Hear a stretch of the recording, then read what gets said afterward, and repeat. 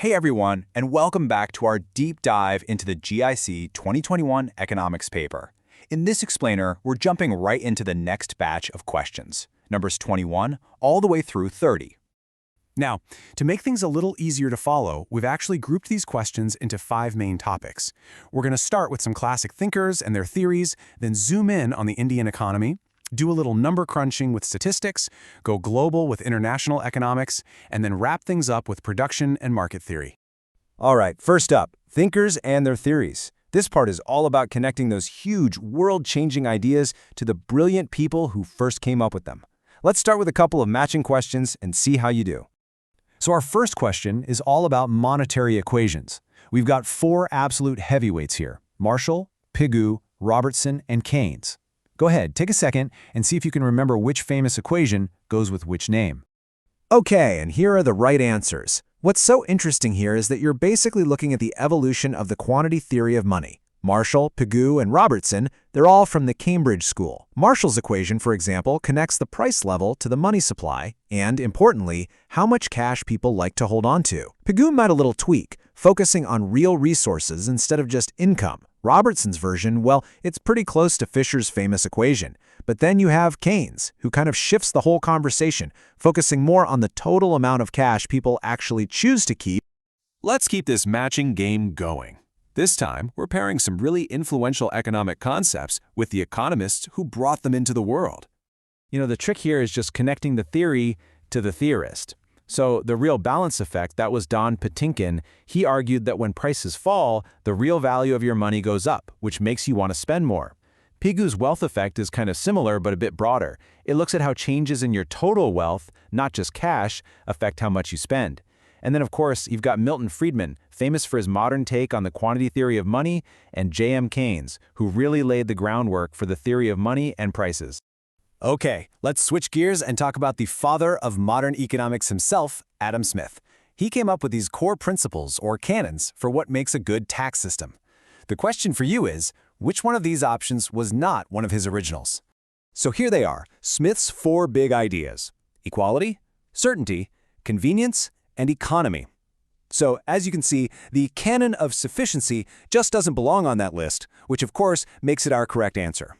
All right, let's bring it back home now. We're going to shift our focus from these big global theories to some specifics about the Indian economy. This section is really going to test what you know about some key appointments and schemes. Now, this is a pretty straightforward question, but a really important one. Who was the chairman of the 15th Finance Commission? Let's find out. The correct answer is N.K. Singh. He was the head of the 15th Finance Commission, which covers the period from 2021 to 2026. And here's a little fun fact for you. His commission was actually the very first one to use the 2011 census data as the foundation for its recommendations. Okay, next up is a question about a really significant government scheme, TriSEM. Do you happen to remember who this program was really designed to help? So TriSEM actually stands for Training of Rural Youth for Self-Employment. It was launched way back in 1979, and its main goal was to give young people in rural areas the technical skills and know-how to start their own businesses. It's also worth remembering that this scheme eventually got merged into a bigger one, the Swarna Jayanti Gram Swarojogar Yojana, or SGSY. And time to switch gears again, this time into statistics. Our first question here is a classic calculation problem that deals with measures of central tendency. So here's the problem. If the mode of a distribution is 16 and its mean is 20.2, what's the value of the median? Now, to solve this one, you just have to remember that standard empirical relationship that connects all 3 of these measures.